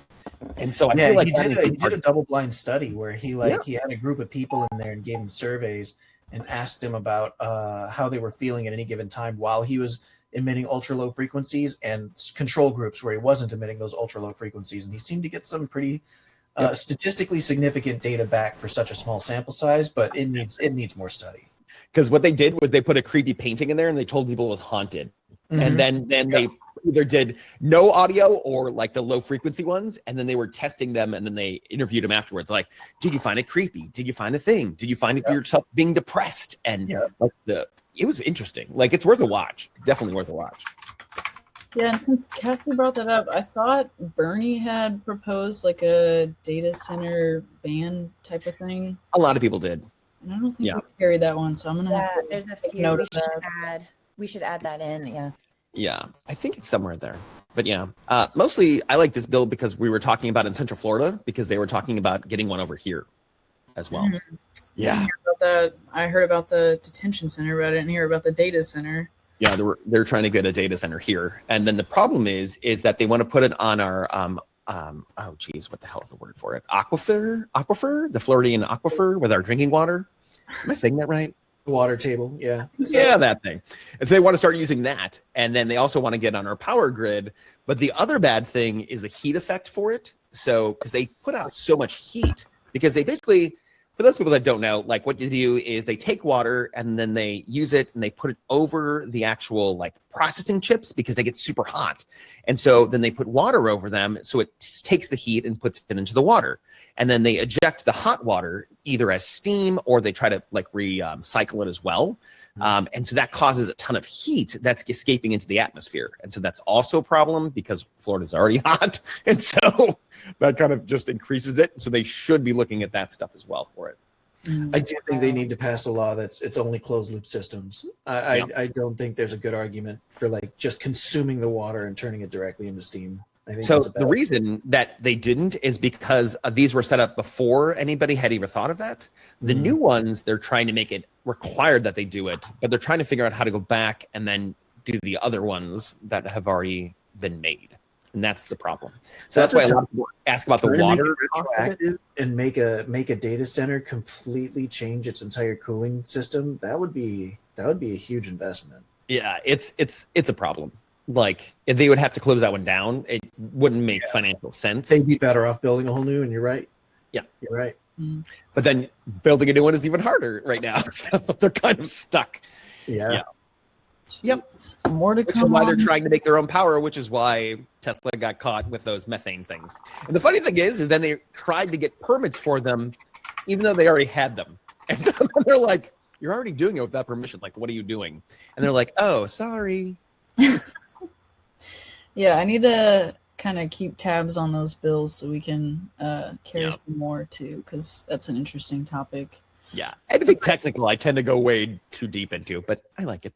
Is it too deep? I don't think it's too deep. I think like we need more expertise around it, and then we need more. Like, I will only be seeing more of these as this becomes more of a concern and as more people know about it. I think that's the great thing about technology is like Perfect Union gets stuff out very, very quickly on like anything that's happening. And so like then more people can know about it. But like, yeah. Yeah, I know. I try to, in when I'm actually like pitching myself to like the Dem groups and stuff like that, when I actually have slides, I literally put in a slide of how many technical people there are in Congress. There are 5. There are 5 technical people out of these 535. And I'm like, 5 people are trying to regulate all AI, all cryptocurrency. And I'm like, oh God. And then I started thinking about it, that most like technical people aren't people, like people kind of thing, where like I don't like that kind of thing, like talking to people. So I think that's why we don't have enough up there. And so I'm trying to convince people to put us up there, but we'll see. That makes sense. That makes me think about wherever it was in Congress when they were referring to it as A1. Oh God, it was Linda McMahon, head of education, talking about how they're going to put A1 in kindergarten and preschool and stuff. And I was like, how are you in charge of this? Just go back to the wrestling arena. Wasn't Linda McMahon wasn't that education World secretary? Wrestling. Yeah. Yeah, Yeah, like it for was at the World education. Wrestling lady. Yeah, Yep. it was For education. education. Oh my god. Yeah. Mhm. That's why she was talking about putting A1 in schools. And Yeah. everybody's just kind of like, we're just letting that slide. Hold on, no. What no? Don't get me wrong. I think it's ridiculous that the wife of the head of the World Wrestling Federation is the head of the Department of Education. But when she had to testify in front of Congress, did you see that she brought an assistant with a stack of index cards? And every time they asked her a question, her assistant would like quickly go through all the index cards and then hand her the answer. I have that. She was cheating on the test the entire time. So she The was head of the using Department of A1. Education. Yeah, she was using A1 to pass the test. I got it. Right. Oh my gosh. Dan, I dropped a video in there for you about a new chip processor architecture. I think you're going to really enjoy that. Ooh. Now you're talking my language. Huge gamble that Intel's making. They're changing two variables at the same time, which could have a massive payoff or it could be a massive failure. But Wait, they're betting the whole farm. Intel's betting the whole farm on this new processor architecture. Oh, you put it in the Slack channel, right? Or, yeah, separate. Yeah, with the Ben Jordan stuff that I sent for Cassie. Yeah. Thank you. Nice. Yeah, for people who watch the recording, we do have a Slack channel that anyone's welcome to. So yeah, if you reach out to us, we can send you the link. We're fun in there. Join us. I was like, it's just more of us. More being fun. Yeah, if you like this, you'll love that. Love it over there. All right, so I think we have 4 or so left. So we got Make the District of Columbia Safe and Beautiful Act. Skip that one. It's so dumb. Yeah, if you Like, want to do it, you can. It's just kind of making Trump had an executive order for this, just trying to take over all of DC and make it federal with like the police and all that kind of stuff. And this is just the law to make that happen. And it actually passed the House, which is ridiculous. And so it's sitting in Senate, and I don't think it's going to make it out of Senate. But that's about it. And the other big thing is they're trying to get rid of their sanctuary city, because DC for a long time was a sanctuary city. And the even weirder part of it is the mayor of DC was already trying to get rid of it. And so this is like going to be that final nail in the coffin for it. And so it's mostly just kind of getting rid of homeless people. It's forcing like the national park people to kind of crack down on people camping. And it's just, it's not good. It's not very nice. It's not very like melting pot American of us. And like, so What? Our current administration doesn't do that? I'm so Shocked. surprised. Yeah, I don't really have anything more than that. I don't have anything either. I would It's just, a look at depressing it, bill. like, gross. Yep. All right. Yeah. It reminds me of like authoritarian states that build those massive cities. Like there's a country that's like really hard to go to. It's called like Turkmenistan or something, and like their like capital city, you can only build buildings out of white marble. And like if you look at this city, it looks gorgeous, but there's almost nobody there. And it's like there's the streets are never like clogged. There's not tons of traffic, but like It sounds delightful. they're obsessed with like making things as beautiful as possible, like in this like weird architecture kind of utility. It's very weird. It's very weird. Interesting. Okay. Interesting. So for this next one, I thought it was funny. Charles said that he was seeing it all over social media, and I am not a sports person. And This is the home team thing. Oh, the hometown team. I was gonna do one of these. I think I might add it to my list. okay. Also not a sports person, but I actually found this interesting. I don't was saying know like this one. like some-ish sports, but this was great because Yep. why are we moving teams across the states anyway? And like people like get into like, hey, this is our town team, this is our state team, this is our professional team. And then all of a sudden you're gonna move the St. Louis Rams out to freaking California. Are you kidding me? What is You know going why? on? You know, I'll tell you why they moved. Tell the us team. why, John. So it's because And it like was they'll have a built like that. stadium, and they'll have this stadium for the team, and they'll be making all this money. but the billionaire owner wants a more modern stadium. They want them to upgrade it. They want to be in a better neighborhood. They want something to change. And the city's like, yeah, it's either going to cost you a ton of money because we're not going to pay for it. We're not going to make the taxpayers build you a new stadium, which Atlanta actually did. Atlanta made the taxpayers build the Braves a new stadium a few years ago. So then the billionaire's like, well, fine, then you lose your sports team, and they'll go a couple towns over or a state over, and they'll be like, hey, I'm willing to bring this sports team and all these fans and this billions of dollars of revenue to your city. All you've got to do is make your taxpayers build me a stadium. Yep. And then they get their new stadiums periodically by threatening to move the team and the economic resource of the sports ticket selling and all that stuff. Yep. It's called stadium hostages. That's kind of what it is. I can't wait until the city buys their own team back, which is something this bill would do, or like a nonprofit. I think that'd be amazing. It would be amazing, right? Because like the other state already, well, for most part, Kentucky doesn't have professional teams, but for most of the states, they have their own professional team already, or multiple teams. So it's cool, and I'm not even into the sports that much. Same. So here's I'm not a sports guy either, but like, here's the thing. I agree with you. I like the idea of a city owning their own team, but at the same time, like, so how much do the taxpayers pay for like sports scouts to go to like colleges in other states, or like travel internationally to go and find a really good player? And how do they manage like who they're going to pick in the draft picks? Like the amount of infrastructure that you need to like actually maintain a good sports team is really, really huge. And there's a lot of like really talented, very specific positions for like scouting out new athletes and, you know, keeping all the things running that I don't think a city is necessarily ready to contend with. Yeah, that's a good point. But then they could also like hostage back the stadium in this billionaire situation, which is like, that's fine, we'll buy it out from under you. And then the billionaire might be like, never mind, I want to keep it here. Yeah, that's like, true. The point of it. True. Yeah. And in the bill, it's actually written so it helps them do that. That's kind of the cool part of the bill itself. Yeah. And so the main thing is, for those of you watching later, right, is because the problem is when you have a sports team and then they need something, kind of like John was saying, like a new stadium or something like that, then they hold the whole city hostage and say, either you're going to do this or we're going to leave. And so this bill is specifically designed to stop that from happening in a couple different ways. So that's kind of the whole idea of it. And it was actually weirdly brought up by Bernie Sanders and Greg Cesar from Texas. Yeah. I read this too and I was like, what? I didn't expect it to be them. But here's the thing, like Bernie has talked about, which actually makes sense as to why he would do like a bill like this, is because he has talked about how communities, especially with the decline of religion and religion being so like one-sided into one specific party group, like there aren't these other types of communities that are available for everybody else who've like, how do you build mutual aid? How do you build secular society?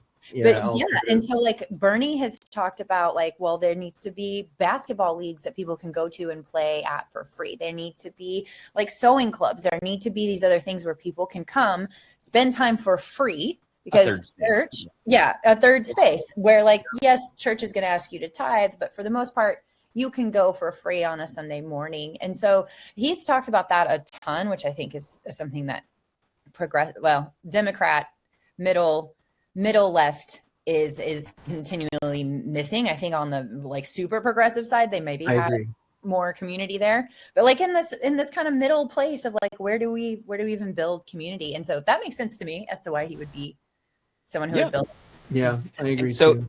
People that support this bill, it really comes down to like fans thinking that the teams are civic assets because they're built on the community and loyalty and the taxpayer monies.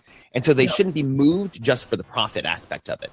So that's kind of why the fans side of things. And so, and the way they do it is kind of interesting because if they threaten to move, they have to give a first right of refusal to the actual city itself. So the city can actually buy the team from them. Now you're thinking teams are super expensive, right? This is where this bill is actually written really, really well because it has a subsidies deduction in it. So it's super brilliant in my opinion. Oh, right. Because an independent appraiser has to determine the fair price of a team. But what they do is they deduct every dollar of public subsidies that the team has ever received for its stadium. So if the city gave them $500 million for the stadium, then the $500 million is subtracted from the final sale price. Amazing. I think that is genius. This is just so well written. It's so well written, and covering like the protections part of it, and also the like penalties part of it. And like when we talk about the other bills of like, all right, you're saying this, but like, where is the enforcement to make it happen if it's not going to happen? If they choose to ignore it or only release part of it, where is the penalty? You know, like it does have penalties. That's kind of the fun part about it too. So if a owner tries to do it and tries to just go around without ever doing any kind of a notification, they also have to give 1 year notice to any kind of move that they would like to do. So they can't even do it really fast. Now, if they don't do any of those things, then the owner of the team is civil penalty of $30,000 a day that they are in violation of that. Wow. And I was like, there's some teeth. And I'm like, yep. That's great. The millionaires, $30,000 a day is probably like a dollar. I like this bill. And you know, I think it's interesting too, because now that I was thinking about the team or the city buying the team, they're not going to want to run the whole like the whole organization of keeping the team going.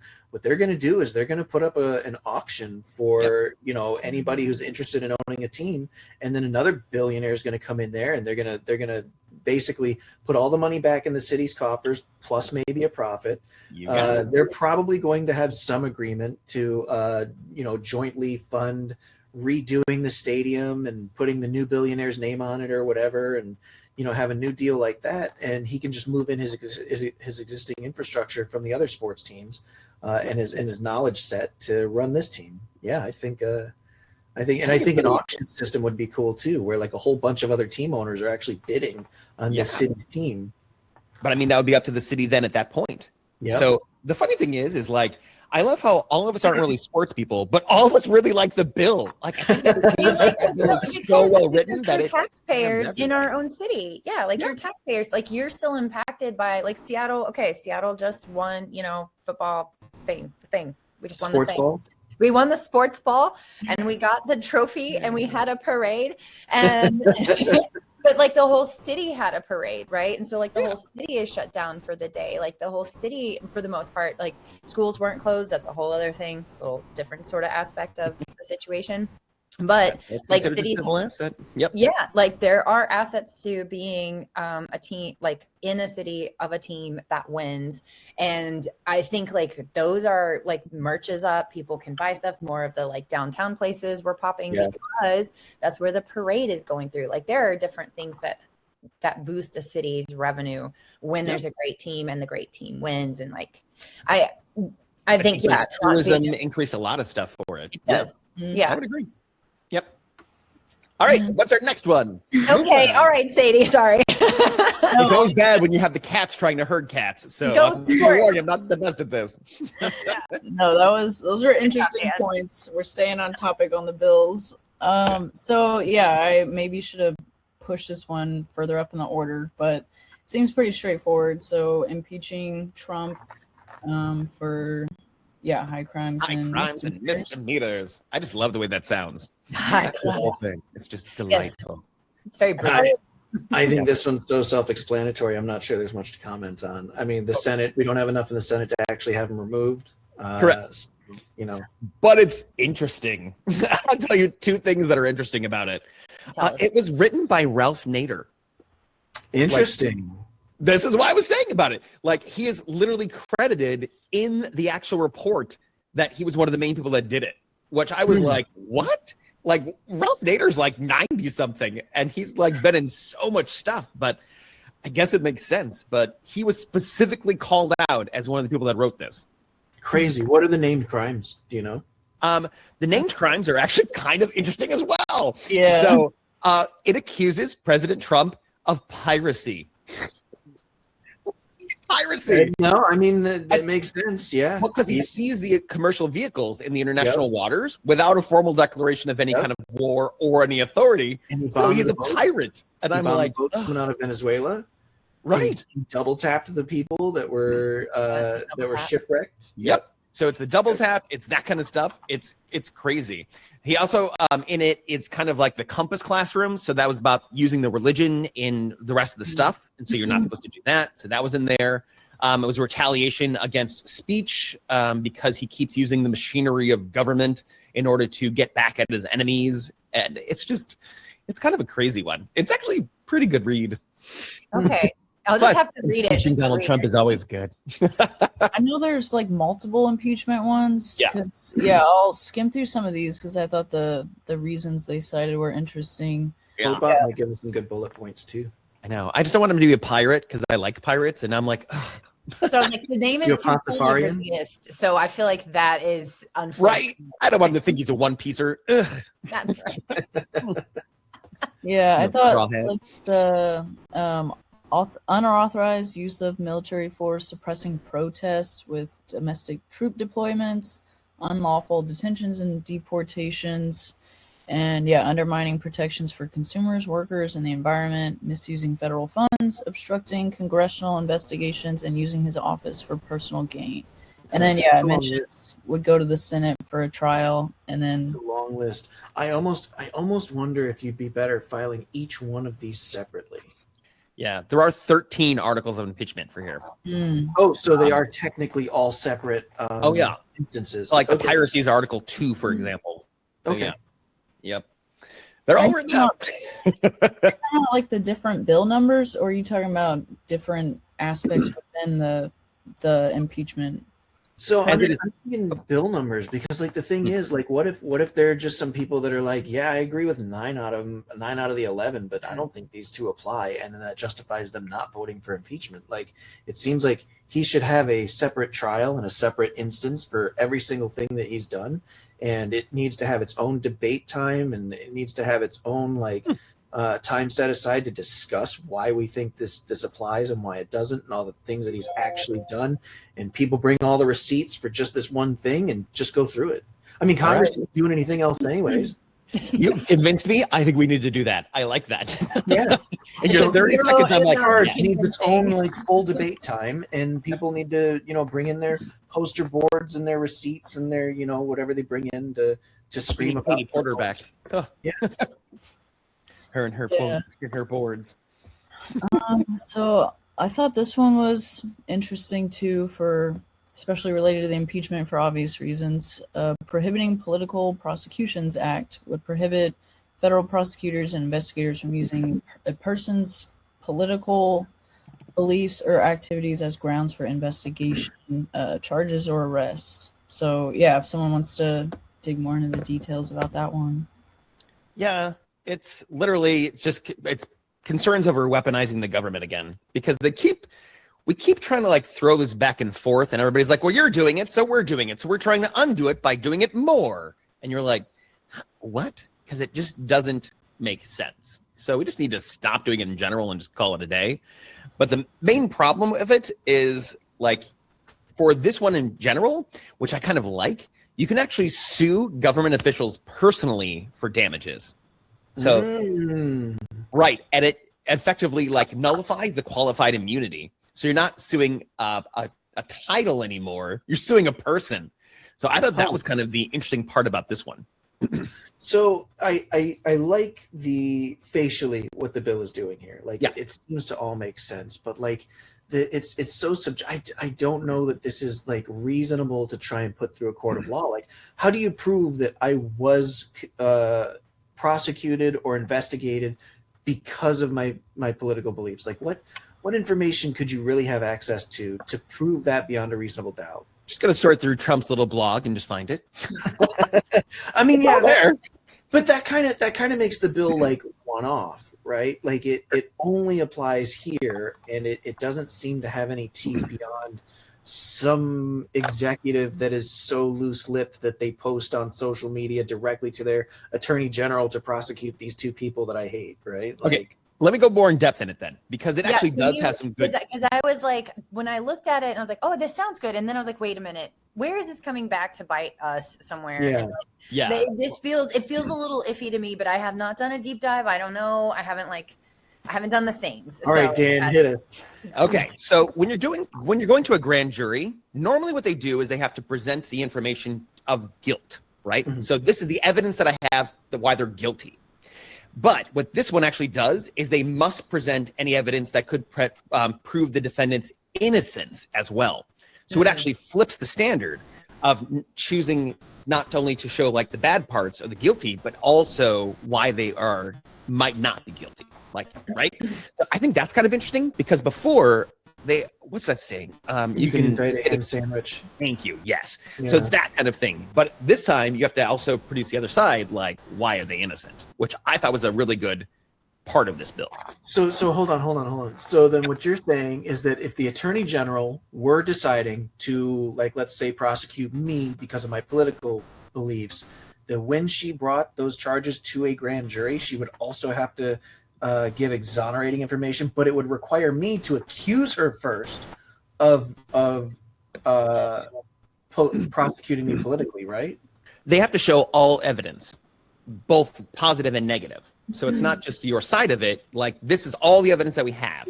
Like, that's kind of the idea for it. Like, we have the text messages, but we also have these text messages where the times don't match or something like that. So then is the Political Prosecutions Act, does it draw a circle around all the people that this applies to, or is this everybody in the nation? Because that would change the grand jury process for every trial in the country.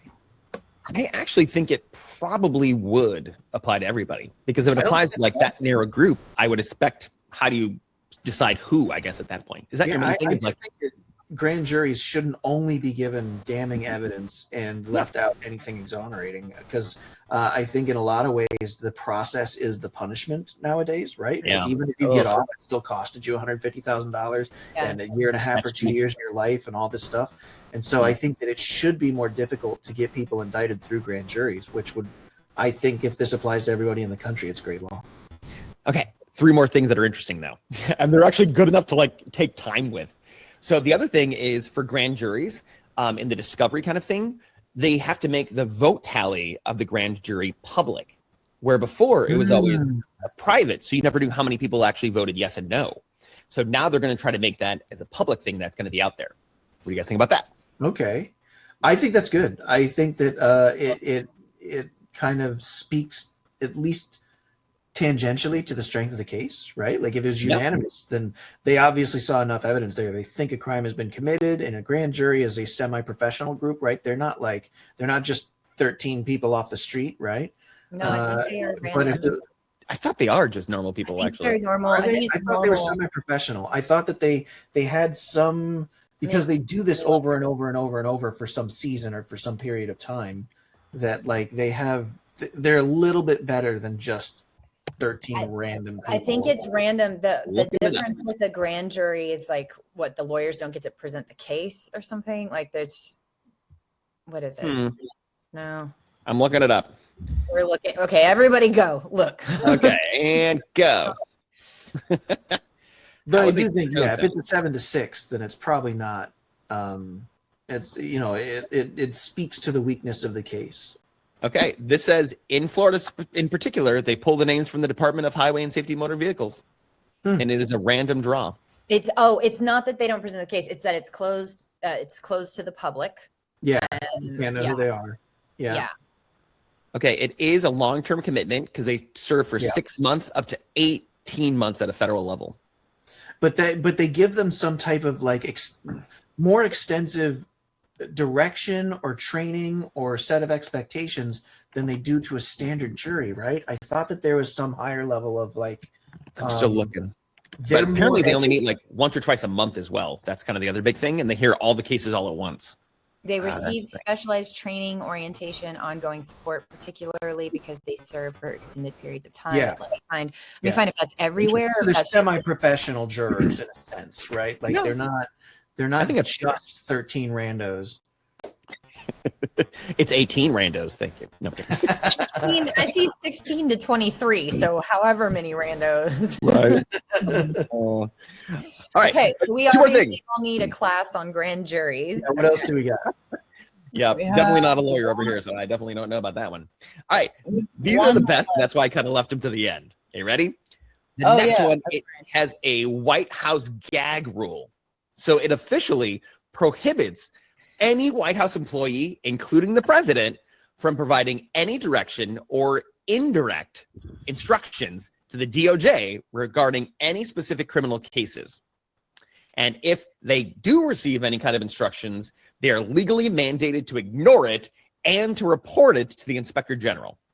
That would certainly do a lot to bolster your case to like say that you were politically prosecuted, especially if they have to record it. That's Wait for it. Wait for the second one, because the second part of this is even better, because then they have an attestation requirement for it. So every single time a prosecutor actually files the warrant or an indictment of any kind, they have to sign a formal statement attesting that they are unaware of any political reasons for that specific indictment. All right. What that means is they're creating a perjury trap. And so if they lie about it and evidence comes out later, then they're going to be personally held accountable for it. That's awesome. No, they're like moving check pieces in. They're like, and checkmate, because now there's no way around it if this actually gets passed, because you either have to tell them that there is, but once you do, then it gets immediately thrown out. And if you don't and it comes back, then you're personally liable for it. Yep. Okay, this does sound great, and it does sound like a thing that would help in our current situation. But long term, I feel like there's some repercussions to this that could be really bad, right? Like, what if you're prosecuting a RICO case against a mafia boss and he donated some money to some candidate that, you know, that was the person running against whoever appointed you as attorney general, right? And then like you sign this affidavit and you make yourself personally responsible because you were just investigating all of his, whatever he wiretapped and his drug deals and all that stuff. But then he's like, but hey, I made this political donation to your opponent and I think that you're politically prosecuting me. And now there's the punishment is the process thing. And now the AG gets tied up in court personally, trying to prove their innocence, right? And not defend against their guilt. I'd have to think about this one. There's a layer here that I think I need to think a lot deeper about. This might weaken us in the long run, or weaken the justice system in the long run, because of how frivolously you could claim you were politically prosecuted. Yeah. So you're trying to stop one thing and you cause more issues. Yeah, you brought in the tiger to kill the mouse, right? And you... Yeah. Then where's Siegfried and Roy when you need them? They retired. They were like, we're done. Yeah. The one got mauled, I think. We got eaten by the lion. Yeah. Yeah, I feel like we always just pass another law or amend it or something. Yeah. If something happened. Yep. I think, by the way, this was part of a response to what Pam Bondi was trying to do before she got fired. Do you guys hear about where she was trying to veto the state's ethics investigations for all of her people? Yes.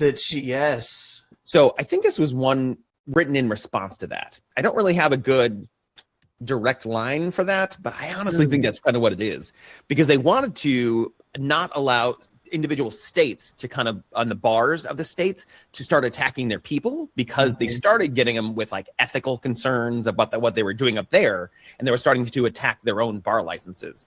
And so Pam Bondi was trying to stop that. I don't think she actually got very far with it, because I think it was immediately challenged in court. I don't think she was successful, because I think also she was kicked out so fast that like she was blindsided by it, so she didn't have time to make sure that this went into place. But yeah, I think the one hurdle to the bar complaints though is there have been so many bar complaints filed against all of the people with law degrees in Trump's DOJ. Especially Pam Bondi and especially in Florida, but the Bar Association would be like, look, she's serving in the federal government, we can't do anything, and they throw them out.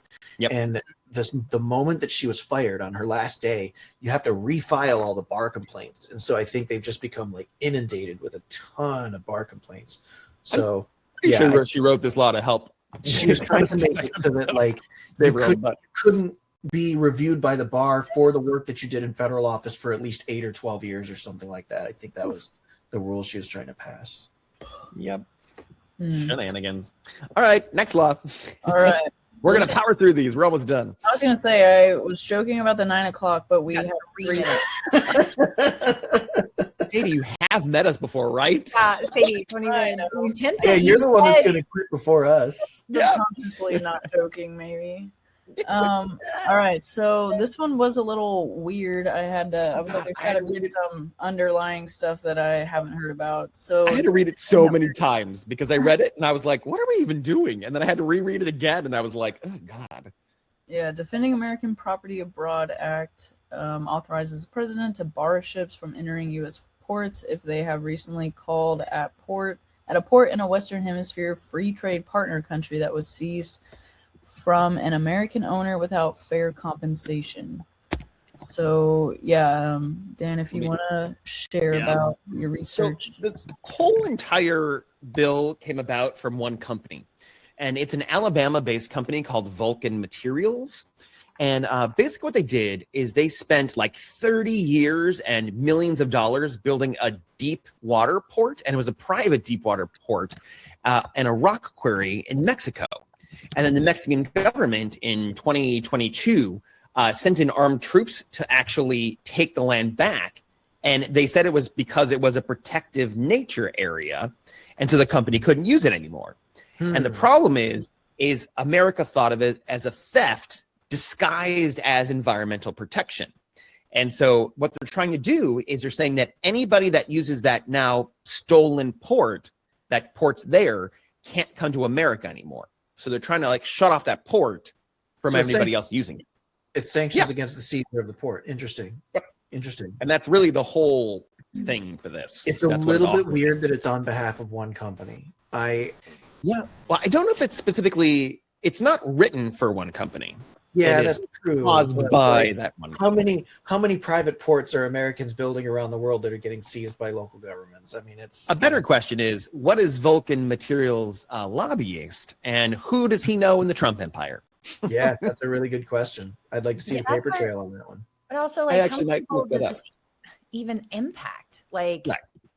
It's one company, but I mean, I guess an attack on one of us is an attack on all of us, right? Yeah, it's a private port, so it really only impacts the people that were planning on or authorized to use that private port.